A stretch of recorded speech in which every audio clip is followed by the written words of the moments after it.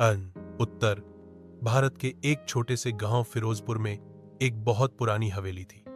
लोग कहते थे कि यह हवेली करीब 200 साल पुरानी है और इसमें कोई नहीं रहता। हवेली ऊंचे ऊंचे पीपल के पेड़ों से घिरी हुई थी, जिनकी शाखाएं हवेली की टूटी खिड़कियों को छूती रहती। दिन में भी हवेली के अंदर गहरा अंधेरा रहता था। गांव वाले शाम ढलते ही वहां से निकल जाते, क्योंकि उनका विश्वास था कि इस हवेली में जिन्नात का डेरा है।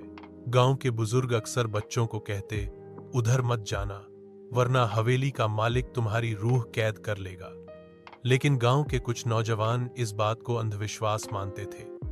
उनमें से एक था आरिफ, 22 साल का, जो पढ़ाई करने शहर गया था, लेकिन छुट्टियों में गांव आया था। वह खुद को बहुत बहादुर मानता और हर तरह के डर को झूठ समझता।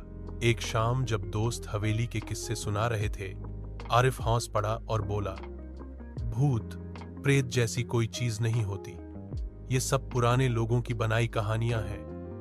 उसके दोस्त डर गए और बोले, तू मत बोल ऐसे, सुना है हवेली में जाने वाले वापस नहीं आते। लेकिन आरिफ ने जिद पकड़ ली, कल रात मैं हवेली जाऊंगा और अगर कुछ हुआ तो सबके सामने मान लूंगा कि तुम सही थे।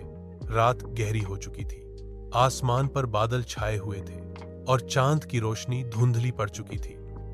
आरिफ टॉर्च और मोबाइल लेकर हवेली की ओर चला। उसके दोस्त दूर से ही उसे देख रहे थे, लेकिन डर की वजह से पास जाने की हिम्मत किसी में नहीं थी। हवेली का दरवाजा जंग खाए लोहे का बना था। जब आरिफ ने उसे धक्का देकर खोला तो एक भयानक ची की आवाज गूंजी। अंदर का माहौल बदबूदार और भारी था, जैसे सदियों से बंद जगह हो। आरिफ ने टॉर्च जलाकर इधर उधर देखा। दीवारों पर अजीब काले धब्बे थे, कहीं कहीं पर पुराने खून के निशान जैसे दिख रहे थे। मकड़ी के जाले हर कोने में लटके थे। जैसे ही वह अंदर बढ़ा, अचानक उसकी टॉर्च बंद हो गई। उसने मोबाइल की लाइट ऑन की, पर मोबाइल भी अपने आप स्विच ऑफ हो गया। उसके कानों में एक धीमी फुसफुसाहट गूंजी, तुम क्यों आए हो यहां? आरिफ चौंक पड़ा और बोला, कौन है वहां? लेकिन कोई दिखाई नहीं दिया, बस हवा और अंधेरे में वह आवाज गूंजती रही। आरिफ ने हिम्मत करके हवेली के बीचों बीच बने पुराने हॉल में कदम रखा। वहां एक टूटा हुआ झूमर जमीन पर गिरा पड़ा था और उसके बीच में काली राख जैसी कोई चीज बिखरी हुई थी। अचानक चारों ओर से दरवाजे अपने आप बंद हो गए।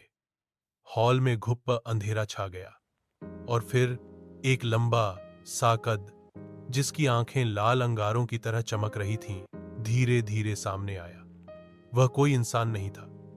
उसका चेहरा धुंधला था, जैसे धुएं से बना हो। उसके पैर जमीन को छूते भी नहीं थे। मैं इस हवेली का मालिक हूं, इंसान, तुमने मेरी नींद क्यों तोड़ी? आरिफ की आवाज कांप गई। तुम कौन हो? वह हौंसा और उसकी हौंसी पूरे हॉल में गूंजने लगी। मैं जिन्न हूं, इस हवेली में सदियों से कैद हूं। हर इंसान जो यहां आता है, उसकी रूह मेरा हिस्सा बन जाती है। आरिफ डर के मारे पसीने पसीने हो गया, लेकिन उसने हिम्मत करके कहा, मैं तुम्हारे सामने झुकने नहीं आया। मैं ये साबित करने आया हूं कि डर नाम की कोई चीज नहीं होती।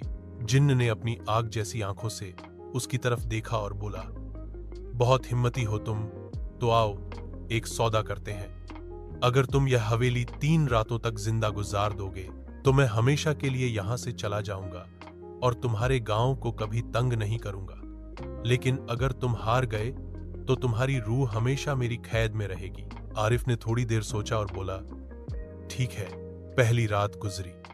हवेली में हर तरफ अजीब अजीब आवाजें आती। दरवाजे अपने आप खुलते, कभी बच्चों के रोने की आवाज, कभी औरत के चिल्लाने की। लेकिन आरिफ ने हिम्मत नहीं हारी। दूसरी रात और भी भयानक थी। दीवारों पर खून टपकने लगा, खिड़कियों से किसी के तेज नाखून बाहर झांकते, और अचानक उसने देखा कि उसकी दिवंगत मां सामने खड़ी है। वह रो रही थी और कह रही थी, बेटा यहां से भाग जा। आरिफ कांप गया, लेकिन उसने समझ लिया कि ये जिन्न की चाल है। उसने आंखें बंद कर लीं और कुरान की आयतें पढ़ने लगा। तभी वह परछाई गायब हो गई। तीसरी रात जिन्न ने पूरा जोर लगा दिया। हवेली की जमीन हिलने लगी, दीवारें टूटने लगीं और अचानक आरिफ के चारों ओर आग की लपटें उठ खड़ी हुईं। जिन्न उसकी तरफ झपटते हुए बोला, अब बच नहीं पाओगे इंसान। आरिफ ने पूरी ताकत से चिल्लाकर कहा, अल्लाह के नाम पर रुक जा। जिन्न जैसे आग की राख में बदलने लगा। उसकी चीखों से पूरी हवेली गूंज उठी। तुम्हारी हिम्मत ने मुझे हरा दिया, अब मैं हमेशा के लिए चला जाऊंगा। जिन्न धुएं में बदलकर हवेली से बाहर निकल गया और आसमान की ओर उड़ गया।